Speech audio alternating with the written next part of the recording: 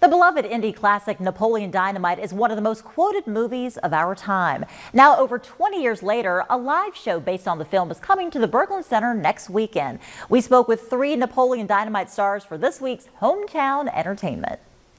A love of tater tots, some sweet dance moves, and an oddball campaign for class president. We first met the quirky but lovable characters in the film Napoleon Dynamite back in 2004.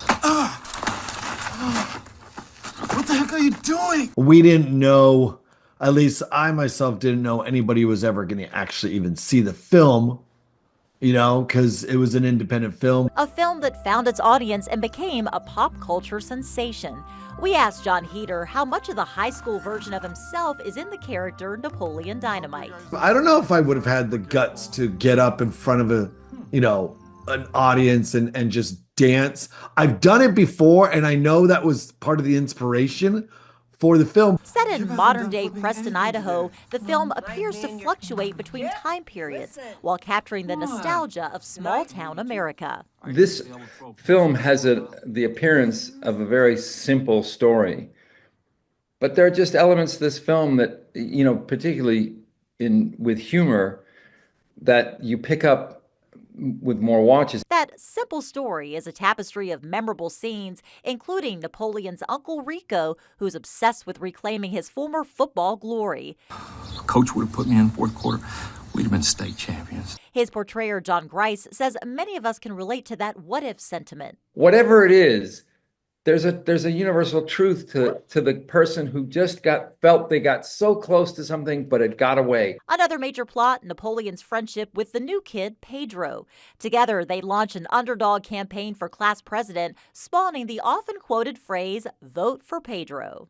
Like I tell everyone is that Pedro leads with hope, you know, and for me, just whether as an actor or just as a human being, right? Every single day, you hope that something great happens in your life. The frequently quoted movie features some favorite lines for the actors, too. You know, I like it when Napoleon says, he's talking about the time machine, he says, "Hold on, I forgot to put in the crystals." You can hear more of those classic lines at Napoleon Dynamite Live 20th Anniversary Celebration coming to the Berglund Center May 24th. It's a blend of Q&A meets scene. We do scene recreations. We give out prizes. We do little games. We do audience interaction events. So for us, even throughout the years, throughout the decades, on having to recognize how big this film has become, for us, we're just grateful and we're very happy about the whole thing.